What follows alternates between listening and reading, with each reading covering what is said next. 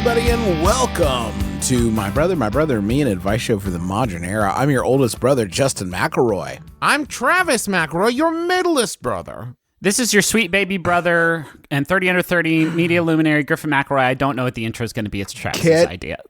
Can you sense the hesitation in my voice and my youngest brother's voice? Because this is the source.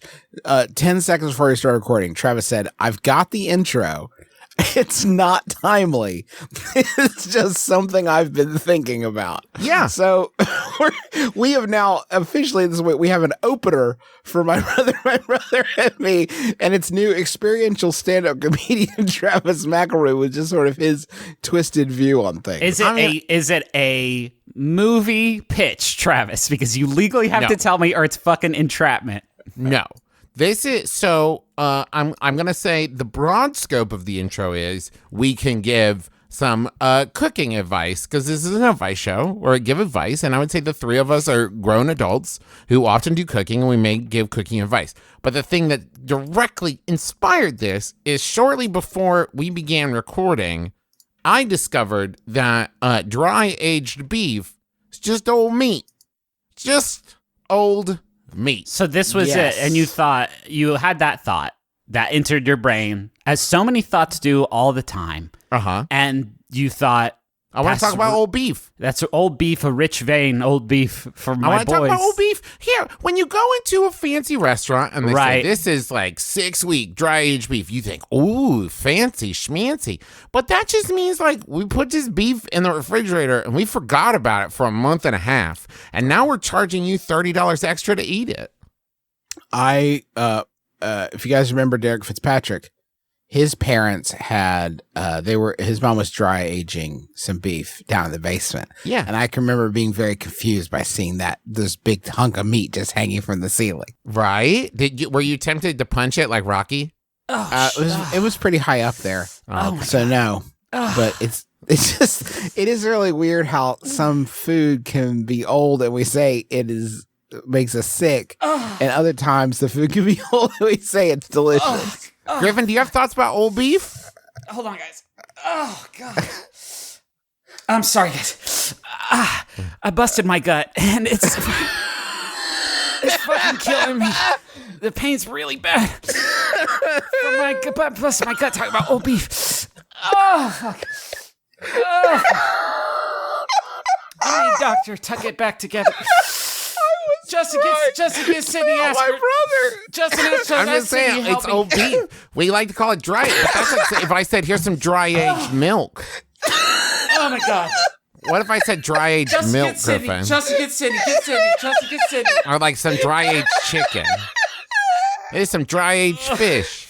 Shame on me. I mean, let me say shame on me because I was trying to help Travis carry on, but he was like, you know how with the magic trick, there's the pledge and the turn and the prestige? Yeah. Travis was just stuck in the pledge of comedy. He was just saying, do you see this dove?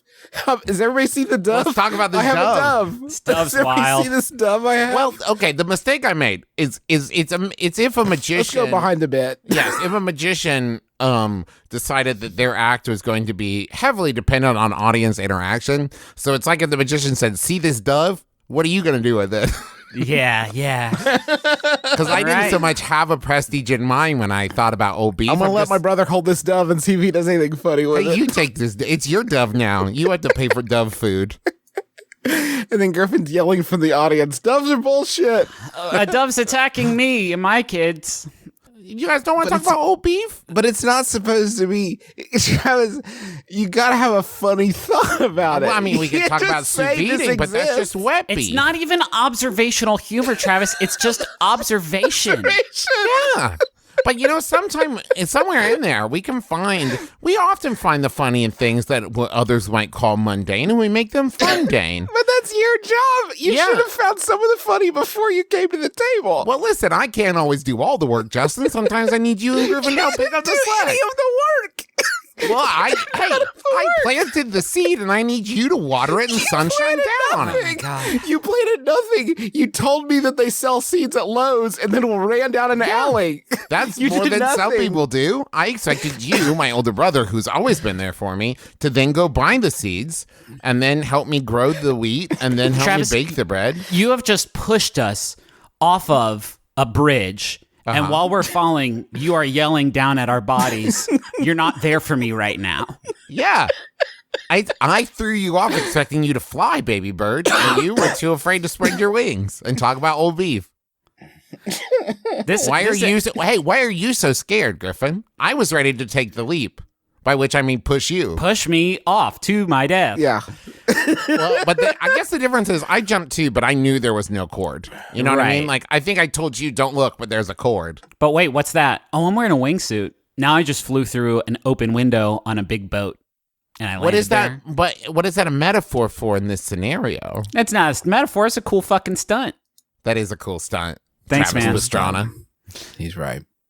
So this is an advice show that we have never begun well. Old But- beef. A fixed amount of time has passed that we can call an introduction, and now the real beef of the show. Cold can open, be more like unveiled. cold cuts. You can't harken back to something that didn't work. Yeah. The first time. When you call back understand, of to a course. bad joke, it's just a shame reminder. Then it's a deep cut instead of a cold cut. Justin, hurry, please, God.